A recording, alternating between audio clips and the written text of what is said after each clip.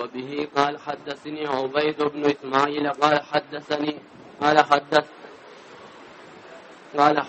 قال حدثنا أبو سامع عن هشام عن أبي عن عائشة رضي الله عنها وعنهم قالت استأذن النبي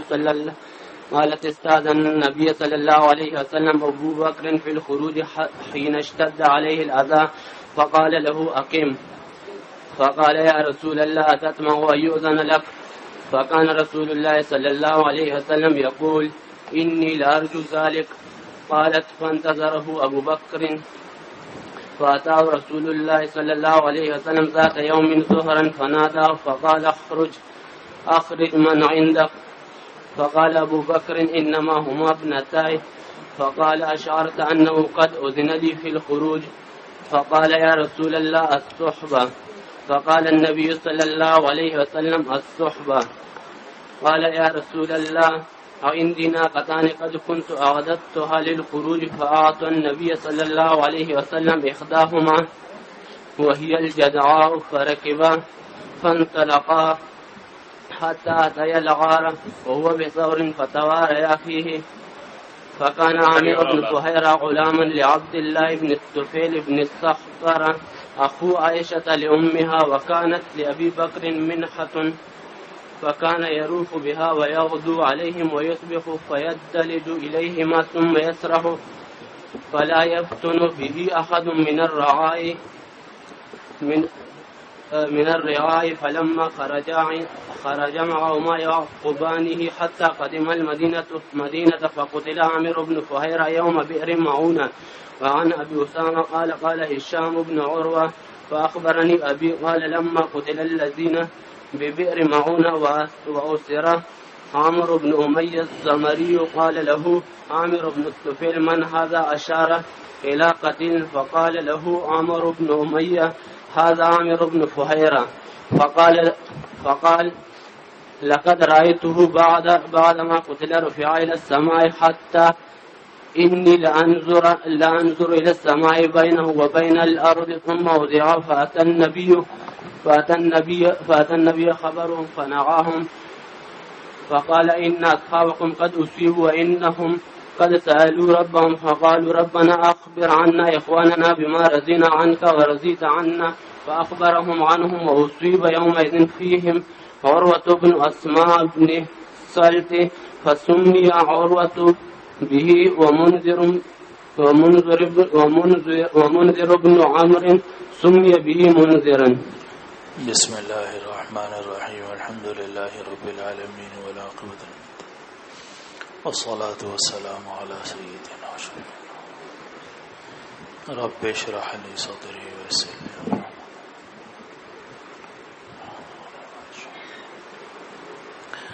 اللهم أرنا الحق حقا وارزقنا.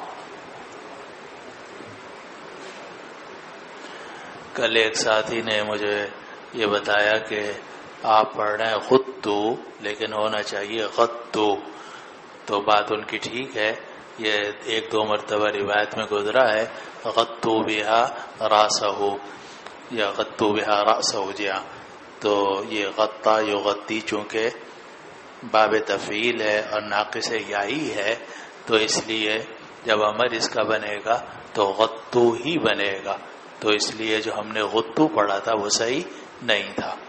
اللہ تعالیٰ ان ساتھی کو جزائے خیر عطا فرمائے۔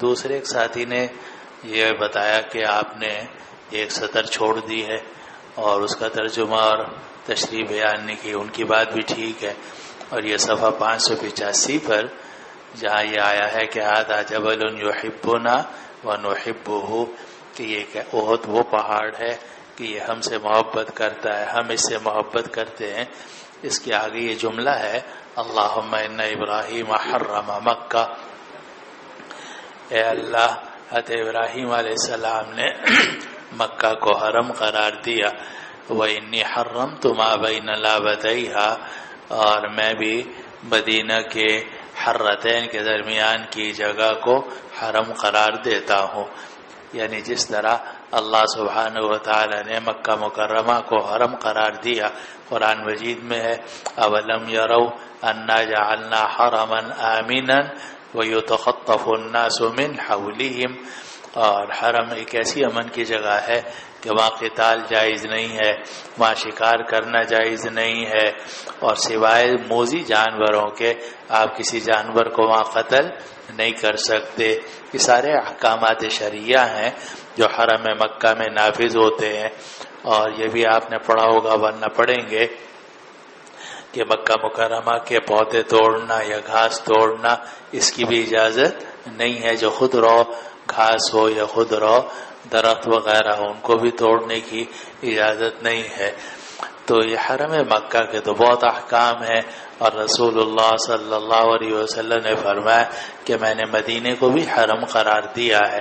اب پھر یہ بحث چلی ہے فقہا کے ہاں، جو انشاءاللہ آپ بخاری اول میں پڑھیں گے کہ کیا حرم مدینہ کے وہی احکام ہیں جو حرم مکہ کے ہیں۔ تو امام شافعی رحمہ اللہ اسی کے قائل ہیں، لیکن احناف رحمہ اللہ فرماتے ہیں کہ نہیں، یہ جو حرم کا لفظ اختیار کیا گیا ہے یہ انتظامی طور پر کہ میں نے اس جگہ کو مدینہ میں داخل قرار دیا ہے۔ تو ہمارے نزدیک اگرچہ دونوں ہی حرمین شریفین باعزت ہیں، باعث شرف ہیں، لیکن دونوں کے احکام ایک جیسے نہیں ہیں۔ اسی لیے مدینہ منورہ میں اگر آپ شکار کرنا چاہیں تو کر سکتے ہیں، اگر پودے کاٹنا چاہیں تو کاٹ سکتے ہیں۔ اس سے معلوم ہوا کہ مدینہ منورہ کا بالکل وہ حکم نہیں ہے جو حرم مکہ کا ہے۔ دونوں حرم، لیکن دونوں کی درجے میں کافی فرق ہے اور احکامات شرعیہ میں بھی فرق ہے۔ اگلی بات یہ ہے کہ اس میں جو لفظ آیا ہے انی حرمت ما بین لابتیہا، لابتین یہ تثنیہ کا صیغہ ہے، اور یہ لابا کا تثنیہ ہے، اور لابا کہتے ہیں پتھریلی زمین کو۔ اور مکہ مکرمہ کے مشرق میں اور مغرب میں پتھر ہیں بہت کالے کالے، اور اس کو حرہ شرقیہ، حرہ غربیہ بھی کہا جاتا ہے، آج کل اس کو حارہ شرقیہ، حارہ غربیہ کہا جاتا ہے۔ تو حرہ جلی ہوئی جگہ، تو اگر آپ کبھی جا کے دیکھیں تو اتنے بڑے بڑے پتھر ہیں کالے، ایسا لگتا ہے کہ ان میں کبھی آگ لگی تھی جس کی وجہ سے یہ جل کر کالے ہو گئے ہیں بالکل۔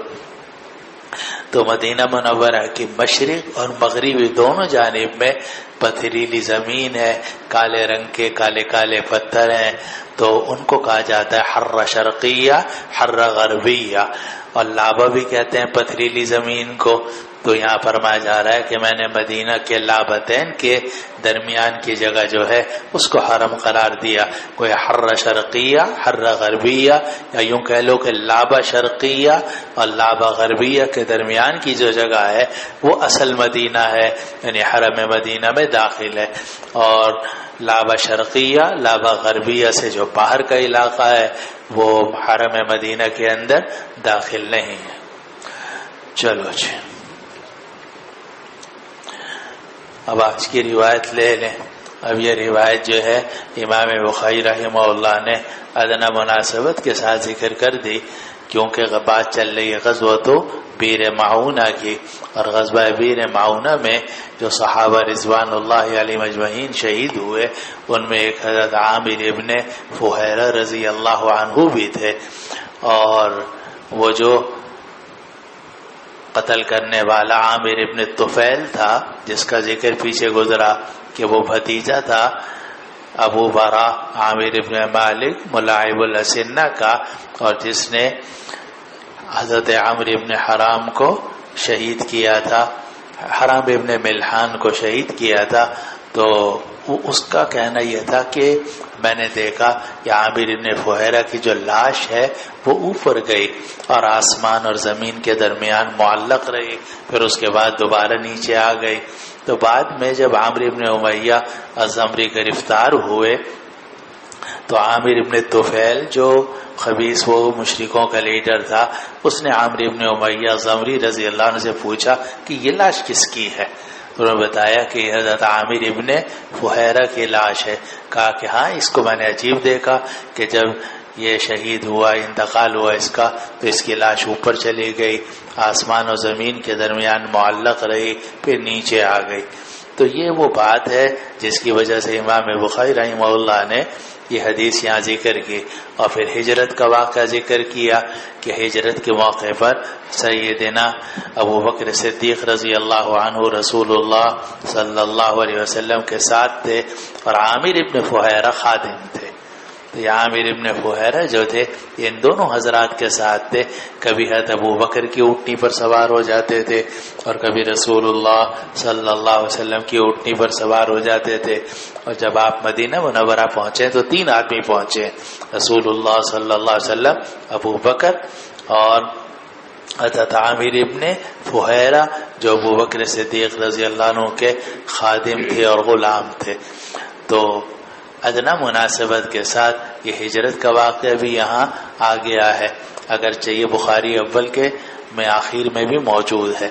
حضرت عائشہ رضی اللہ عنہا سے روایت ہے کہ حضرت ابو بکر رضی اللہ عنہ نے نبی کریم صلی اللہ علیہ وسلم سے اجازت لی نکلنے کی. استأذن النبی، یہ مفعول مقدم ہے، اور ابو بکر یہ فاعل مؤخر ہے. ابو بکر صدیق رضی اللہ عنہ نے نبی کریم صلی اللہ علیہ وسلم سے اجازت طلب کی نکلنے سے مراد ہے ہجرت کی، کیونکہ عمر فاروق جا چکے تھے، مصعب ابن عمیر اور بہت سارے صحابہ تھے جو مکہ مکرمہ چھوڑ کر مدینہ منورہ منتقل ہو چکے تھے، ہجرت کر چکے تھے. تو ابو بکر صدیق نے بھی عرض کیا کہ یا رسول اللہ، میرے اکثر ساتھی چلے گئے ہیں، آپ مجھے بھی اجازت دے دیجئے کہ میں بھی ہجرت کر کے چلا جاؤں. آپ نے فرمایا کہ نہیں، انتظار کرو. نبی کریم صلی اللہ علیہ وسلم سے اجازت طلب کی ابو بکر نے ہجرت کرنے کی. حین اشتد علیہ الاذى، جب ان کے اوپر تکلیفیں زیادہ ہو گئیں. فقال له اقم، تو رسول اللہ صلی اللہ علیہ وسلم نے ابو بکر صدیق سے فرمایا کہ نہیں، تم قیام کرو، یعنی ابھی ہجرت مت کرو. انہوں نے عرض کیا کہ یا رسول اللہ، کیا آپ کو امید ہے کہ آپ کو بھی ہجرت کی اجازت مل جائے گی؟ تو رسول اللہ صلی اللہ علیہ وسلم جواب میں فرماتے تھے انی لا ارجو ذلک، میں اس کی امید کرتا ہوں، یعنی میرا خیال ہے کہ اللہ تعالیٰ مجھے بھی اجازت دیں گے، کیونکہ نبی جو نقل و حرکت کرتا ہے وہ اللہ تعالیٰ کی اجازت سے کرتا ہے. اور خاص طور پر یہ ہجرت تو ایک بڑا واقعہ تھا، تو اس لیے جب تک اللہ تعالیٰ کی طرف سے اجازت نہیں ہوئی اس وقت تک آپ نے ہجرت نہیں کی، لیکن آپ کو امید تھی کہ مجھے بھی اجازت ملے گی ہجرت کی. تو آپ نے فرمایا میں اس کی امید رکھتا ہوں. حضرت عائشہ فرماتی ہیں کہ پھر ابو بکر آپ کا انتظار کرتے رہے. تو ایک دن رسول اللہ صلی اللہ علیہ وسلم ظہر کے وقت میں آئے، ذات یوم ظہرن، ایک دن ظہر کے وقت میں آئے، اور آپ نے اپنا رومال اپنے سر پر ڈالا ہوا تھا. اور بعض حضرات فرماتے ہیں کہ دوپہر کو وہاں سخت گرمی ہوتی ہے مکہ مکرمہ میں، تو اس لیے آپ نے رومال ڈالا ہوا تھا سر کے اوپر. اور بعض حضرات فرماتے ہیں کہ آپ مخفی رہنا چاہتے تھے کہ عام لوگوں کی نگاہوں میں میں نہ آؤں اور ایک دم مجھے نہ پہچانے لوگ، تو اس لیے آپ نے اپنے سر پر رومال ڈالا ہوا تھا. تو آپ تشریف لائے دوپہر کے وقت میں. فناداہ، اور آپ نے باہر سے پکارا حضرت ابو بکر صدیق کو، فرمایا اخرج من عندک، باہر آؤ اور تمہارے پاس اگر کوئی لوگ ہیں تو ان کو نکال دو. ابو بکر نے عرض کیا کہ صرف میری 2 بیٹیاں ہیں، یعنی حضرت اسما اور حضرت عائشہ رضی اللہ عنہما. تو آپ نے فرمایا کیا تمہیں معلوم ہے کہ مجھے بھی نکلنے کی اجازت مل گئی ہے، نکلنے کی یعنی ہجرت کی اجازت مل گئی ہے. انہوں نے عرض کیا کہ یا رسول اللہ الصحبت، میں صحبت طلب کرتا ہوں، یعنی آپ کو اجازت ملی ہے تو آپ مجھے اپنے ساتھ لے کے جائیے. الصحبت مفعول فعل محذوف کا، اريد الصحبت اطلب الصحبت. آپ نے فرمایا الصحبت، ہاں ٹھیک ہے تم میں ہمارے ساتھ ہی رہو گے. انہوں نے عرض کیا کہ یا رسول اللہ، میرے پاس 2 اونٹنیاں ہیں جن کو میں نے تیار کیا ہے نکلنے کے لیے، یعنی ہجرت کے لیے. چنانچہ نبی کریم صلی اللہ علیہ وسلم کو انہوں نے 1 اونٹنی دے دی جو جذعہ کہلاتی ہے، قصوہ بھی کہلاتی ہے، کہ جس کا کان کٹا ہوا تھا. اور یہاں تو نہیں ہے لیکن دوسری روایات میں ہے کہ انہوں نے 2 اونٹنیاں تیار کر کے رکھی تھی، ایسی مضبوط اونٹنیاں جو سفر میں دوڑ سکیں اور راستے میں مدد کر سکیں اور جلدی نہ تھکیں تاکہ دشمنوں سے نکلنا آسان ہو. تو 2 اونٹنیاں تیار کر کے رکھی ہوئی تھی. تو انہوں نے عرض کیا کہ یا رسول اللہ میرے پاس 2 اونٹنیاں ہیں، ایک میں آپ کی خدمت میں پیش کرتا ہوں، ایک میرے پاس. آپ نے فرمایا نہیں، قیمت سے لوں گا. چنانچہ آپ نے 800 درہم قیمت طے کی اور 800 درہم آپ نے ان کو دیے تاکہ ہجرت کا سفر جو ہے وہ آپ کے اپنے پیسوں سے ہو. آدمی اپنے پیسے لگا کر جو دین کا کام کرتا ہے اس میں برکت زیادہ ہوتی. ایک یہ کہ آپ دین کا کام کریں بعد میں لوگوں سے پیسے مانگیں، اور دوسری صورت یہ ہے کہ آپ خود پیسے لگائیں اور دین کا کام کریں. آپ کا کیا خیال ہے؟ تبلیغی جماعت میں جو اللہ تعالیٰ نے برکت رکھی ہے اس کا فائدہ ہوتا ہے. آپ لوگ آدھے گھنٹے کی تقریر کرتے ہو بلکہ 1 گھنٹے کی بڑی لچھے دار اچھل کے، لیکن کچھ فائدہ نہیں ہوتا، ایک بھی نمازی نہیں بنتا.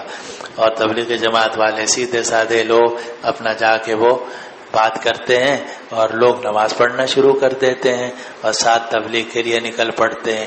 وجہ یہ ہے کہ آپ لینے کے چکر میں ہو اور وہ دینے والے ہوتے ہیں، وہ اپنا پیسہ لگاتے ہیں اور آپ تقریر کر کے پیسے وصول کرنا چاہتے ہو یا تعریف وصول کرنا چاہتے ہو. اسی لیے آپ کی تبلیغ میں، تقریر میں، تدریس میں برکت نہیں ہوتی، ان کی سادہ باتوں کے اندر برکت ہو جاتی ہے. تو نبی کریم صلی اللہ علیہ وسلم جب ہجرت کے لیے نکلنے لگے تو آپ نے یہ پسند کیا کہ میں اپنا پیسہ لگا کر ہجرت کروں، کیونکہ ہجرت تو ایک بہت اونچا عمل ہے. اس لیے آپ نے فرمایا کہ میں پیسے دوں گا. چنانچہ آپ نے ایک اونٹنی لے لی جس کا نام بعد میں قصوہ رکھا گیا اور سب اس کو قصوہ کہتے تھے. وہ اونٹنی آپ نے ابو بکر صدیق رضی اللہ عنہ سے خریدی تھی 800 درہم میں، اور ابو بکر صدیق نے وہ اونٹنی تیاری کی تھی ہجرت کے لیے. فرکبا فانطلقا، اب یہ دونوں حضرات سوار ہوئے اور دونوں چلے یہاں تک کہ غار میں پہنچے جو سور پہاڑ کے اندر تھا. فتواریا فیہ، اور اس میں جا کر دونوں چھپ گئے. 3 دن تک اس غار کے اندر چھپے رہے. آپ نکلے ہیں کس دن؟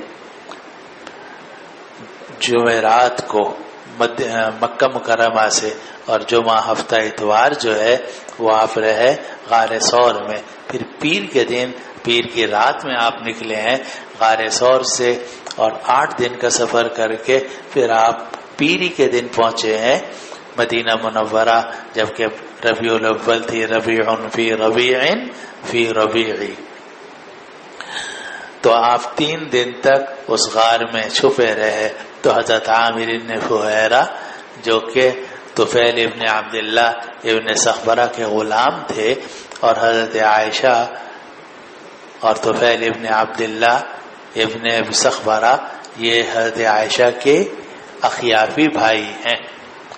تو ابو بکر کی ایک اونٹنی تھی دودھ دینے والی، تو عامر ابن فہیرہ اس کو شام کو لاتے تھے اور صبح کو ان لوگوں کے پاس، مکہ والوں کے پاس لے جاتے تھے اور صبح کرتے تھے وہاں جا کر، اور رات کو ادھر آ جاتے تھے اور پھر چراتے رہتے تھے. اور چرواہوں میں سے کوئی بھی ان کو محسوس نہیں کرتا تھا. خلاصہ یہ ہے کہ یہ دونوں حضرات تو غار سور میں چھپ گئے اور 3 دن تک وہاں رہے. اب کھانے پینے کی کچھ چیزیں تو تھوڑی بہت ان کے پاس تھیں، لیکن انتظام یہ ہوا کہ عامر ابن فہیرہ رضی اللہ عنہ، جن کا ذکر اصل میں مقصود ہے، تو وہ روزانہ اونٹنی لے کر آتے تھے. دودھ دینے والی اونٹنی تھی، اور اس طرح لاتے تھے جیسے چرانے جا رہے ہیں، اور رات کو آتے تھے اور رات کی تاریکی میں آ کر دودھ پلا دیتے تھے اور دودھ رکھ جاتے تھے اس اونٹنی کا نکال کر، اور پھر صبح بالکل پھر واپس وہاں پہنچ جاتے تھے مکہ مکرمہ میں. تو لوگوں کو پتہ بھی نہیں چلتا تھا اور دیکھتے تھے صبح کو تو یہی ہے. اور رات کو جب جاتے تھے اگر کوئی دیکھ بھی لے تو سمجھ جاتے تھے بھائی یہ اونٹنی چرانے کے لیے جا رہا ہے. تو اس کو راوی کہتے ہیں کہ فکان عامر بن فہیرہ، اور یہ عامر بن فہیرہ یہ غلام تھے. کس کے غلام تھے؟ اب یہاں تو لکھا ہوا ہے عبداللہ ابن طفیل ابن سخبرہ، لیکن صحیح یہ ہے کہ یہ طفیل ابن عبداللہ ابن سخبرہ ہے، عبداللہ ابن طفیل ابن سخبرہ نہیں ہے، بلکہ طفیل ابن عبداللہ ابن سخبرہ ہے۔ اور دیکھو آپ کے حاشیے میں لکھا ہوا ہے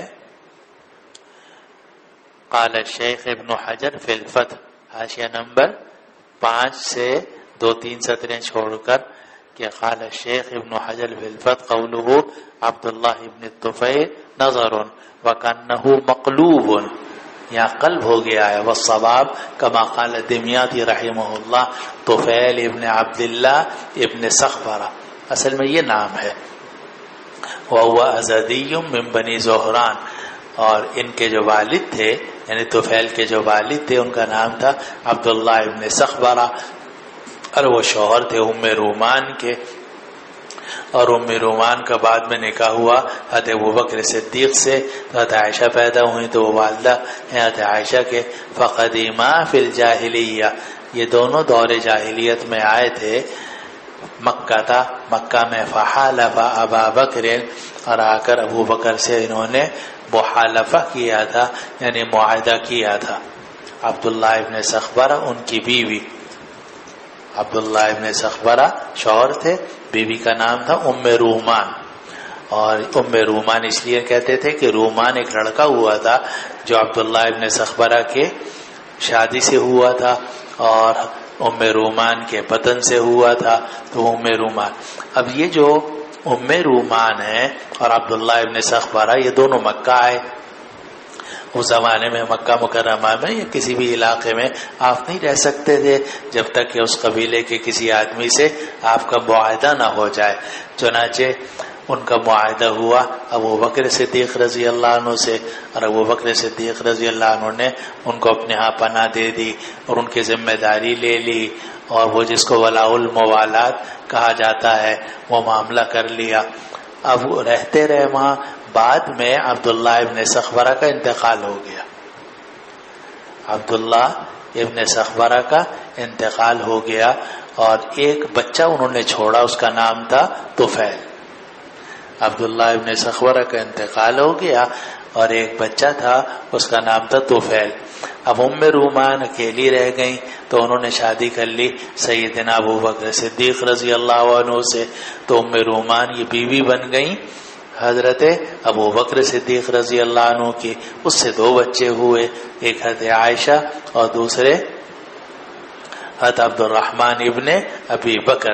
گویا حضرت عائشہ اور حضرت عبد الرحمن ابن ابی بکر رضی اللہ عنہما یہ دونوں سگے بھائی ہیں، ماں کے اعتبار سے بھی باپ کے اعتبار سے بھی، اور حضرت اسماء بنت ابی بکر جو ہیں وہ باپ کے اعتبار سے تو سگی ہیں لیکن ماں کے اعتبار سے وہ سوتیلی ہیں، تو وہ علاتی بہن ہیں حضرت عائشہ رضی اللہ عنہا کی، بلکہ ان کی والدہ مشرکہ تھیں، مدینے بھی آئی تھیں، اور آگے آئے گا کہ حضرت اسماء نے رسول اللہ صلی اللہ علیہ وسلم سے پوچھا کہ میری امی آئی ہیں وہ کافر ہیں تو کیا میں ان کے ساتھ حسن سلوک کروں؟ فرمایا ہاں تمہاری ماں ہے، ان کے ساتھ حسن سلوک کرو۔ پتہ نہیں آواز آ رہی نہیں آ رہی؟ تو حضرت اسماء جو تھیں وہ حضرت عائشہ رضی اللہ عنہ کی سگی بہن نہیں ہے بلکہ علاتی بہن ہے، اور طفیل ابن عبداللہ ابن سخبرہ وہ آپ کے حضرت عائشہ کے اخیافی بھائی ہیں۔ اخیافی بھائی کا مطلب یہ ہے کہ ماں شریک، ماں ایک ہے مگر والد مختلف ہیں، کیونکہ طفیل یہ بیٹے ہیں عبداللہ ابن سخبرہ کے، اور حضرت عائشہ وہ صاحبزادی حضرت ابو بکر صدیق کی، لیکن ماں ایک ہی ہے ام رومان۔ اس لیے آ رہا ہے فحالف ابا بکر ومات وخلفت طفیلا، انہوں نے پیچھے ایک بچے کو چھوڑا جس کا نام تھا طفیل، فتزوج ابو بکر امرأتہ ام رومان، تو ابو بکر نے ان کی بیوی سے شادی کر لی ام رومان سے، فولدت له عبد الرحمن و عائشہ، اور ان کے ہاں 2 بچے پیدا ہوئے، حضرت عبد الرحمن ابن ابی بکر اور عائشہ بنت ابی بکر۔ فالطفیل اخوہما من امہما، طفیل جو ہے وہ ماں کی طرف سے حضرت عائشہ کے بھائی ہیں یعنی اخیافی بھائی ہیں. یہ جو طفیل ابن عبداللہ ہے ان کا ایک غلام تھا, اس کا نام تھا عامر ابن فہیرہ. بعد میں ابو بکر صدیق نے اپنے سوتیلے بیٹے سے عامر ابن فہیرہ کو خرید لیا, ان کو پیسے دے دیے اور یہ غلام بن گئے حضرت ابو بکر صدیق رضی اللہ عنہ کے, اور ابو بکر صدیق کی خدمت کیا کرتے تھے. پتہ نہیں بات سمجھے نہیں سمجھے مولانا؟ تو یہ جو روایت میں آ رہا ہے عبداللہ ابن طفیل ابن سخبرہ, یہ غلط ہو گیا. تو صحیح جو ہے وہ ہے طفیل ابن عبداللہ ابن سخبرہ. اب پھر سے لو تو عامر ابن فہیرہ یہ غلام تھے طفیل ابن عبداللہ ابن سخبرہ کے. اب آگے آ رہا ہے اخو عائشہ. اگر اس کو اخی پڑھیں تو یہ زیادہ صحیح ہوگا اور یہ بدل بنے گا کس سے؟ طفیل سے, کیونکہ طفیل جو ہے وہ عائشہ کے ماں کی طرف سے بھائی ہیں یعنی اخیافی بھائی ہیں. لیکن اگر آپ اخی نہیں پڑھنا چاہتے, جیسے بعض ساتھیوں کو ضد ہوتی ہے نہیں اخو لکھا ہوا ہے تو ٹھیک ہے اخو پڑھ لو, لڑنے کی کیا بات ہے, ہم اس کی توجیہ کر لیں گے. وہ یہ کہ یہ خبر بن جائے گی مبتدا محذوف ہوا کی کہ ہوا اخو عائشہ تھا لأمہا, کہ وہ حضرت عائشہ کے ماں کی طرف سے بھائی ہیں. وکانت لأبی بکر منحۃ, اور حضرت ابو بکر رضی اللہ عنہ کی ایک اونٹنی تھی دودھ دینے والی. منحہ کہتے ہیں دودھ دینے والی اونٹنی, اور اسی لیے روایت میں آپ نے پڑھا ہوگا کتاب الصدقات وغیرہ میں اور مشکات میں بھی اور آگے بھی کہ بہترین ہدیہ یہ ہوتا ہے کہ کوئی دودھ دینے والی اونٹنی یا بکری آپ کسی کو دے دو کہ تمہارے چھوٹے چھوٹے بچے ہیں, یہ بکری ہے اس کا دودھ تم پی لیا کرو, جب بچے بڑے ہو جائیں گے وہ بکری واپس کر دینا. یا آپ نے 6 مہینے کے لیے سال بھر کے لیے کسی کو بکری دے دی, اونٹنی دے دی یا اس طرح گائے دے دی, تو یہ بہترین منحہ ہے. کبھی یہ عطیہ ہوتا ہے اور کبھی یہ عاریت ہوتی ہے, دونوں صورتیں ممکن ہیں. تو منحہ کہتے ہیں دودھ ہی ناقۃ ذات لبن, دودھ دینے والی اونٹنی. فکان یروح بہا, راح یروح کے معنی شام کو آنا, اور غدا یغدو صبح کو جانا, تو وہ شام کو لاتے تھے اور صبح کو لے جاتے تھے. ویصبح, اور صبح کرتے تھے کہاں؟ اہل مکہ کے پاس. فیدلج الیہما, اور رات کی تاریکی میں ان کے پاس آتے تھے دونوں کے پاس. ثم یسرح, اور پھر چرایا کرتے تھے اونٹنی کو. فلا یفطن به احد من الرعاء, اور چارواہوں میں سے کوئی بھی یہ محسوس نہیں کرتا تھا کہ یہ ابو بکر صدیق کے پاس جا رہے ہیں. فلما خرجا, پھر جب یہ دونوں نکلے, کہاں سے نکلے؟ غار سے. کہاں کے لیے؟ مدینہ کے لیے. تو خرج معہما, تو عامر ابن فہیرہ بھی ان کے ساتھ نکلے. یعقبانہ, اور یہ دونوں ان کو اپنا عقب بنا رہے تھے یعنی ردیف بنا رہے تھے. یعنی کبھی رسول اللہ صلی اللہ علیہ وسلم اپنی اونٹنی پر عامر بن فہیرہ کو پیچھے بٹھا لیتے تھے اور کبھی ابو بکر صدیق بٹھا لیتے تھے. یعقبانہ کا مطلب باری باری کرتے تھے, لفظی ترجمہ. اور یردفانہ کا مطلب یہ ہے کہ اپنے پیچھے سواری پر بٹھا لیتے تھے, جیسے موٹر سائیکل پر یا کار پہ آپ بٹھا لیتے ہیں. تو یہ دونوں نکلے تو یہ بھی ان کے ساتھ نکلے, اور یہ ان کے ساتھ باری باری سوار ہوتے تھے, یہاں تک کہ یہ حضرات دونوں مدینہ پہنچ گئے. بات ختم ہو گئی. اب یہ تو ایک ماضی کی بات تھی جو راوی نے بیچ میں ذکر کر دی. اصل جو بات ہے وہ آگے آ رہی ہے. فقتل عامر بن فہیرہ یوم بیر معونہ, تو عامر بن فہیرہ رضی اللہ عنہ یہ بیر معونہ والے دن شہید کر دیے گئے. اور اسی سے یہ بات بھی معلوم ہو گئی کہ یہ جو ہم کہہ رہے ہیں کہ بیر معونہ میں سارے انصار تھے, تو یہ بھی تقریباً ہوتا ہے, یہ بھی تقریباً ہے. ورنہ عامر ابن فہیرہ جو تھے وہ تو انصاری صحابی نہیں تھے, وہ تو ہجرت کر کے آئے تھے مکہ مکرمہ سے. تو بہرحال بیر معونہ میں جو 70 انصار شہید ہوئے ان میں حضرت عامر ابن فہیرہ رضی اللہ عنہ بھی تھے. اور ہشام ابن عروہ نے فرمایا کہ میرے والد نے مجھے یہ بتلایا کہ جب وہ لوگ شہید ہوئے جو بیر معونہ میں تھے اور عامر ابن امیہ الزمری گرفتار ہو گئے, یہ دو آدمی تھے، ایک منذر ابن محمد، دوسرا عمرو ابن امیہ الزمری. یہ دونوں گئے ہوئے تھے اونٹوں کو پانی پلانے کے لیے، اور باقی ساتھی وہیں ٹھہرے ہوئے تھے، اور 3 آدمی آگے گئے تھے. تو جب یہ دونوں آدمی یعنی عمرو ابن امیہ الزمری اور منذر ابن محمد اونٹوں کو پانی پلا کے واپس آئے تو انہوں نے دیکھا کہ حالات کچھ خراب ہیں، پرندے ہیں اور جناب کچھ خوفناک. دور قریب جا کے دیکھا تو لاشیں نظر آئیں، تو ان کو اندازہ ہو گیا کہ یہ تو ہمارے سب ساتھی شہید ہو گئے ہیں. تو اب ان میں اختلاف ہوا کہ کیا کرنا چاہیے. تو منذر ابن محمد نے کہا کہ اب زندہ رہنے کا کوئی فائدہ نہیں، میں بھی شہادت کو ترجیح دیتا ہوں. چنانچہ منذر ابن محمد جو تھے تو انہوں نے وہ بھی لڑے، وہ بھی شہید ہو گئے. رہ گئے کون؟ عمرو ابن امیہ الزمری، یہ گرفتار ہو گئے. اور ایک لنگڑے صاحب تھے ورجل اعرج، تو وہ بھی چڑھ گئے تھے کہاں؟ پہاڑی کے اوپر، وہ بچ گئے. یہ 2 آدمی بچے تھے، عمرو ابن امیہ الزمری رضی اللہ عنہ، لیکن یہ گرفتار ہو گئے تھے. اور گرفتار ہو کر ان کو پیش کیا گیا عامر ابن طفیل کے پاس.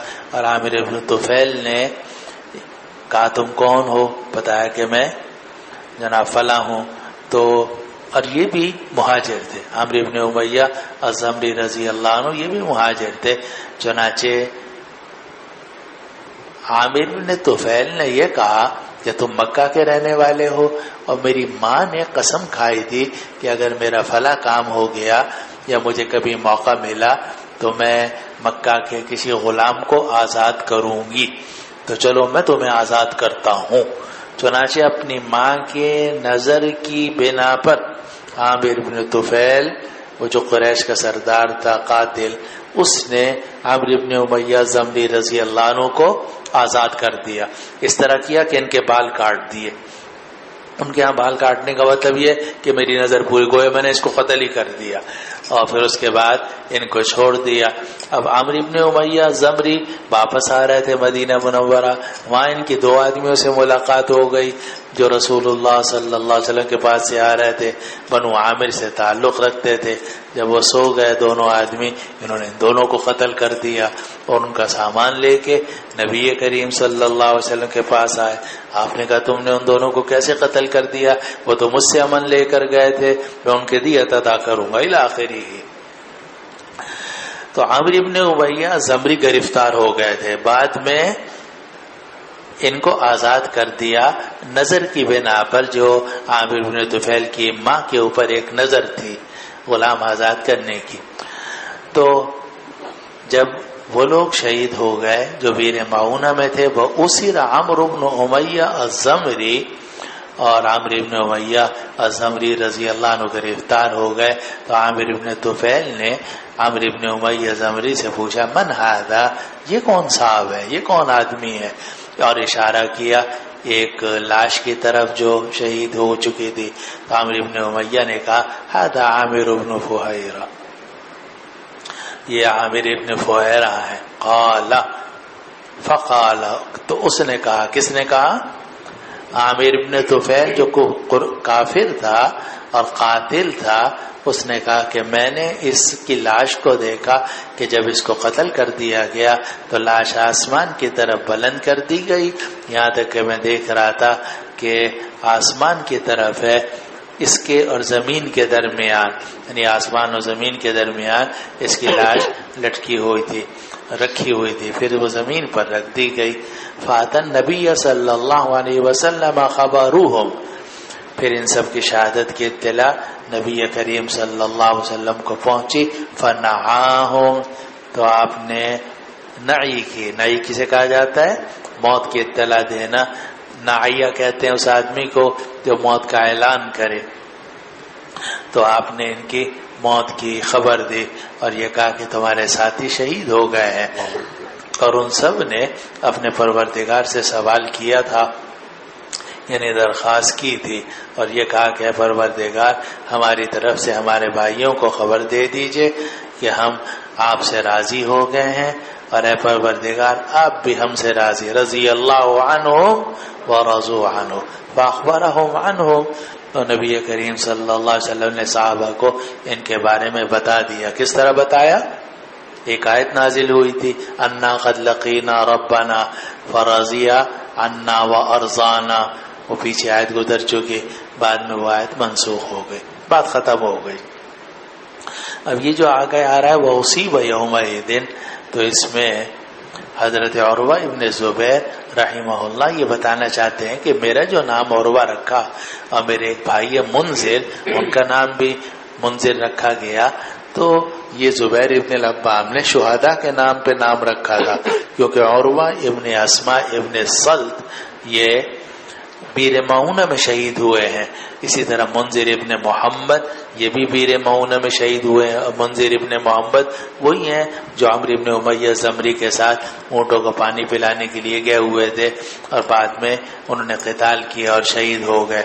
تو زبیر ابن العوام کے جب 2 بچے ہوئے تو انہوں نے اپنے شہداء دوستوں کے نام پر ان کے نام رکھے.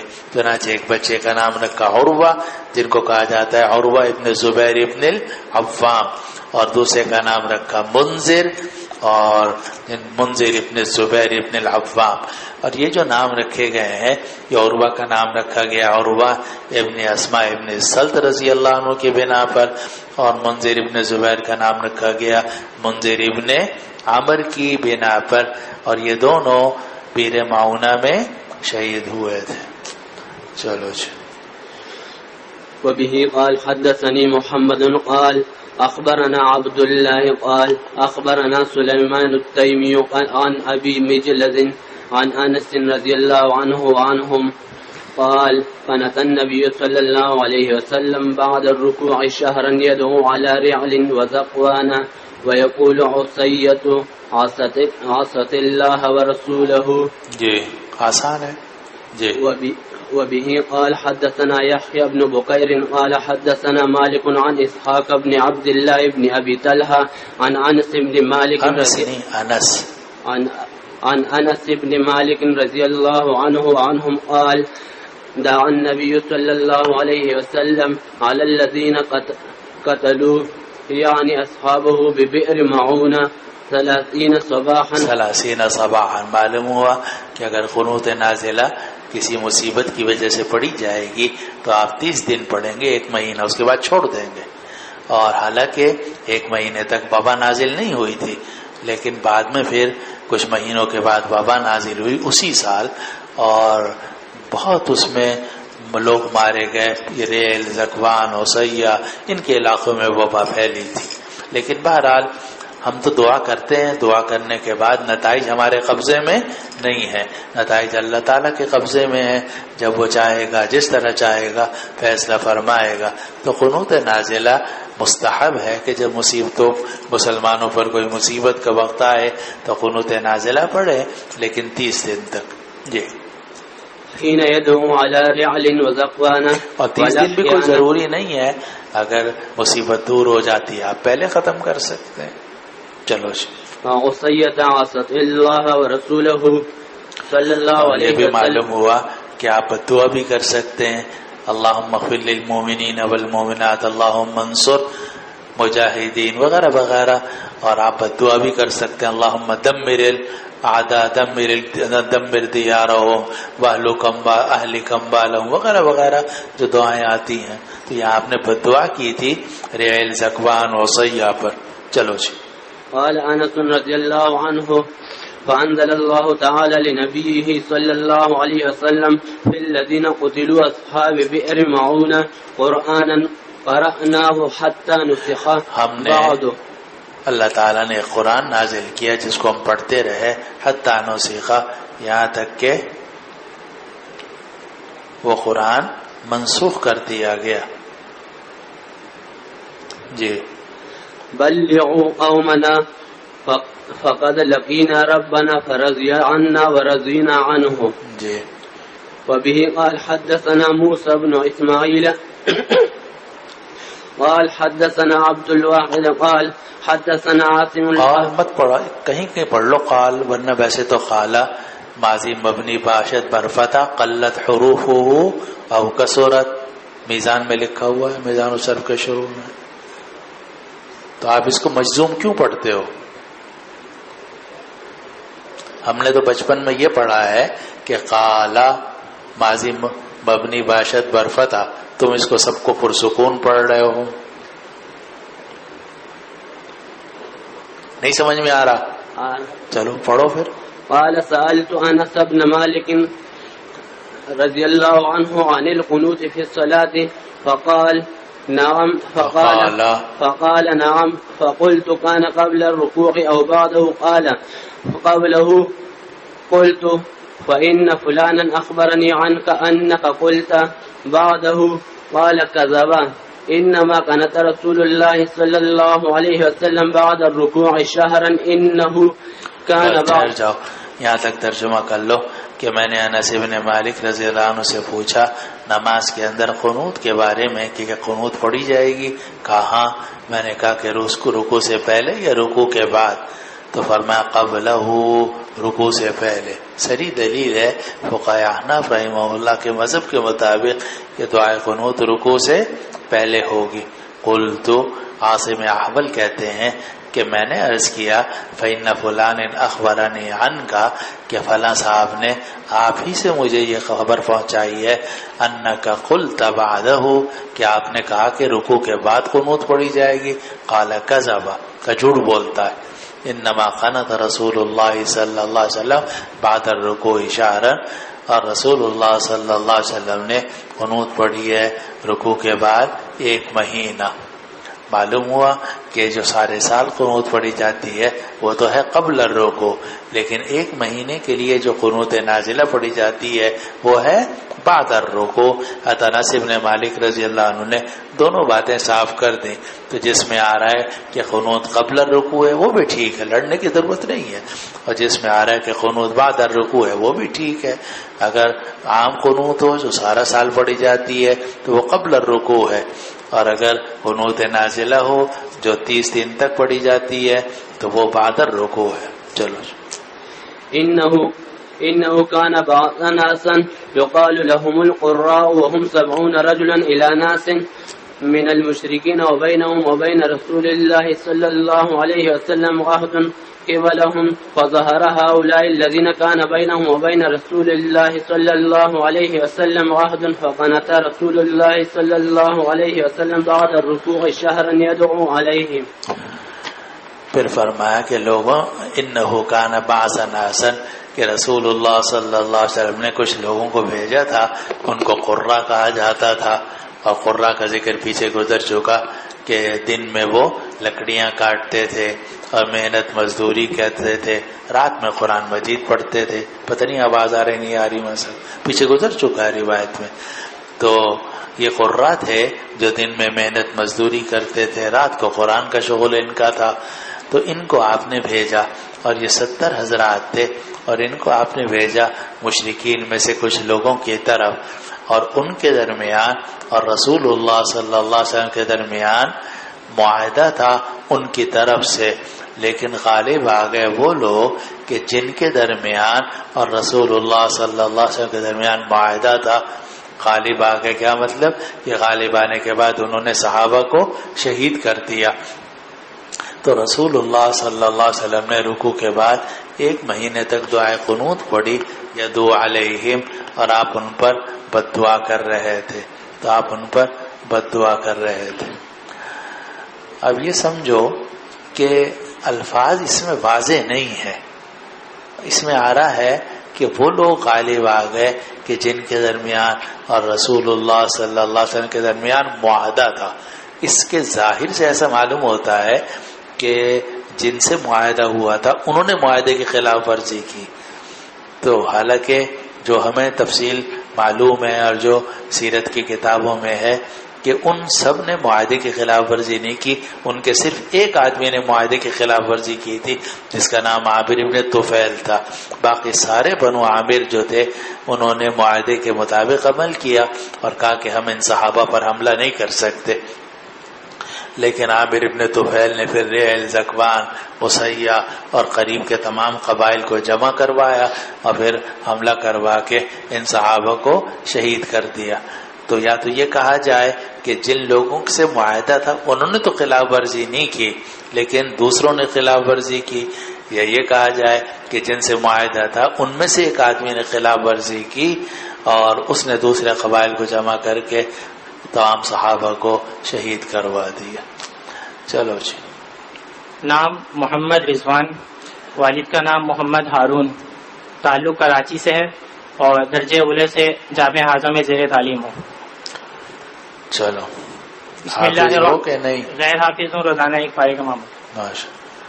اور عصری تعلیم کہاں تک ہے؟ عصری تعلیم BA تک۔ چلو بسم اللہ۔ بسم اللہ الرحمن الرحیم۔ باب غزوة الخندق وهي الأحزاب قال موسى بن عقبة كانت في شوال سنة 4۔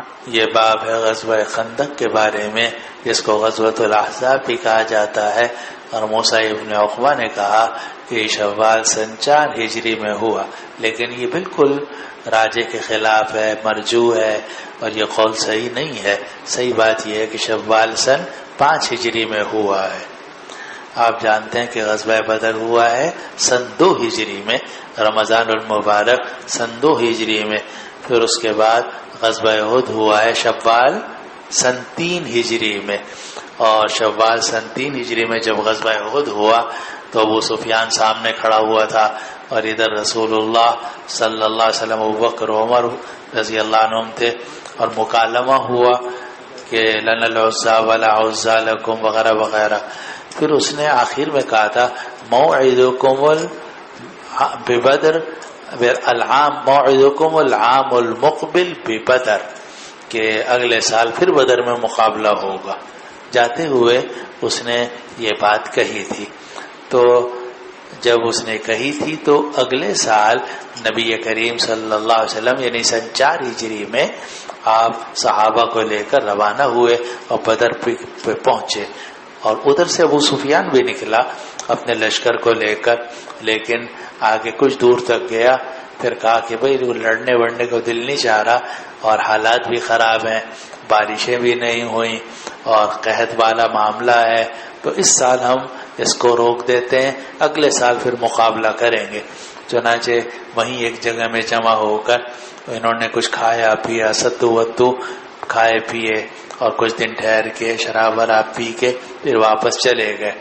اور اسی لیے مکہ مکرمہ کے لوگ کہتے تھے کہ تم لڑنے نہیں گئے تھے، تم تو ستو کھانے اور شراب پینے گئے تھے۔ بہرحال سن 4 ہجری میں نبی کریم صلی اللہ علیہ وسلم نکلے، بدر تک تشریف لے گئے جیسا کہ طے ہوا تھا، لیکن مشرکین مکہ مقابلے پر نہیں آئے، وہ مکہ مکرمہ سے تو نکلے لیکن تھوڑی دور جا کر ٹھہر کر پھر واپس چلے گئے، مقابلہ نہیں ہوا۔ یہ ہے سن 4 ہجری میں۔ پھر سن 5 ہجری میں مشرکین مکہ نے بہت بڑا لشکر جمع کیا، اور ان کے پیچھے اصل میں کردار تھا یہودیوں کا۔ خیبر کے جو یہودی تھے تو ان میں سلام ابن ابی الحقیق، کنانہ ابو الحقیق، یہ وہ لوگ تھے کہ جنہوں نے مختلف قبائل کو پیسے دے کر اور ان سے وعدے کر کے ان کو جمع کیا اور ان کو آمادہ کیا کہ تم سب مل کر مدینہ پر حملہ کرو۔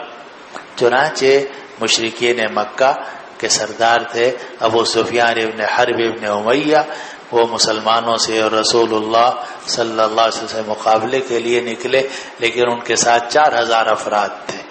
مشرکین مکہ صرف 4000 تھے، باقی جو 6000 تھے وہ قبیلہ غطفان، قبیلہ بنو اسد، بنو سلیم، بنو اشجع، بنو مرہ، بنو کنانہ، بنو فزارہ، اور ان سب کو لانے والے کون تھے؟ خیبر کے یہودی۔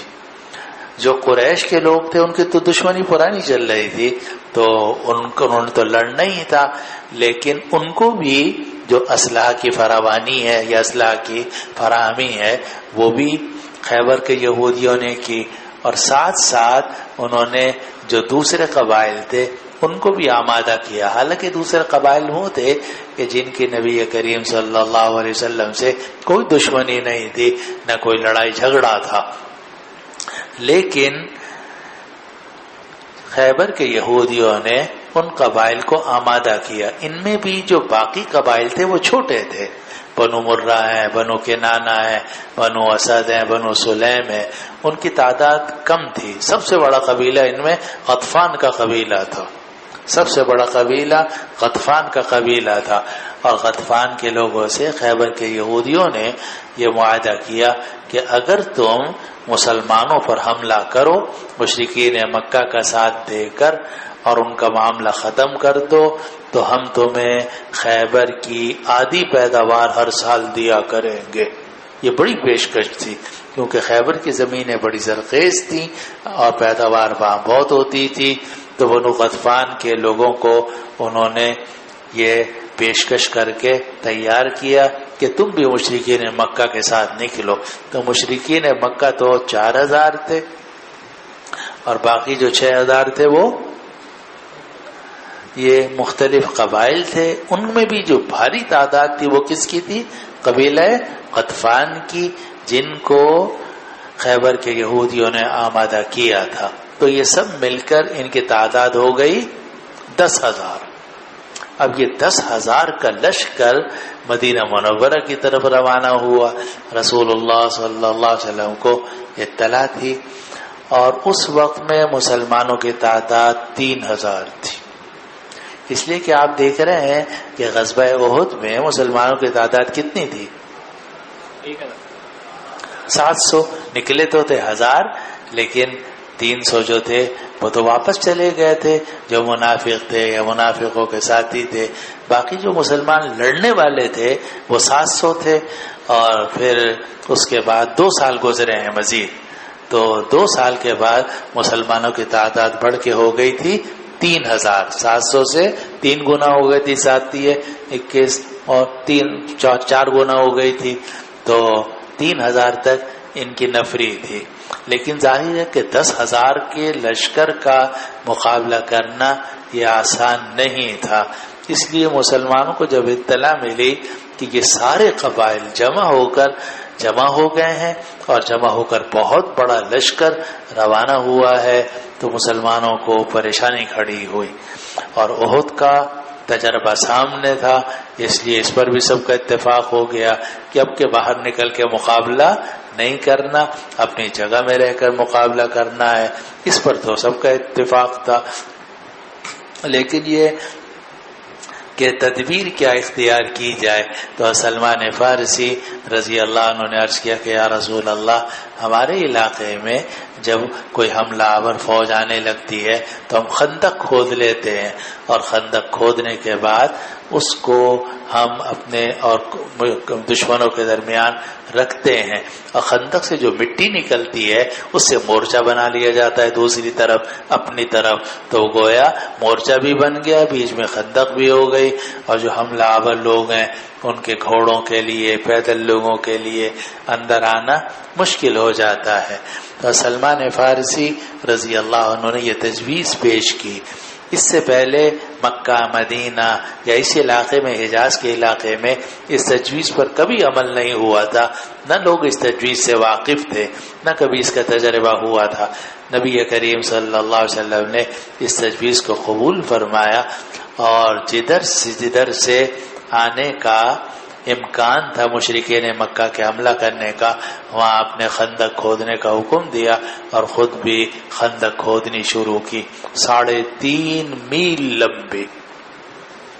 3.5 میل لمبی کا مطلب ہو گیا کہ تقریباً 8-9 کلومیٹر لمبی. تو 8-9 کلومیٹر لمبی خندق آپ نے کھودنے کا حکم دیا، کہ جس کی چوڑائی جو تھی وہ بھی 10 ہاتھ کے برابر تھی، اور گہرائی جو تھی وہ بعض روایات کے مطابق 10 تھی، بعض روایات کے مطابق 5 تھی، اور 3.5 میل لمبی یہ خندق کھودی گئی. اور دن رات یہ حضرات لگے ہوئے تھے، کیونکہ وہاں سے لشکر روانہ ہو چکا تھا. 2-4 دن تھے بس ان کے پاس، انہیں میں خندق کھودنی تھی. صبح دوپہر شام مسلسل خندق کھود رہے تھے. نہ بھوک کا خیال تھا نہ پیاس کا، بس یہ تھا کہ کسی طریقے سے خندق کھد جائے تاکہ کسی حد تک ہم اپنا دفاع کر سکیں. تو چونکہ اس میں خندق کھودی گئی تھی اس لیے اس کو غزوۃ الخندق بھی کہا جاتا ہے، اور چونکہ اس میں تمام قبائل عرب جمع ہو کر مسلمانوں پر حملہ آور ہوئے تھے، اس لیے اس کو غزوۃ الاحزاب بھی کہا جاتا ہے۔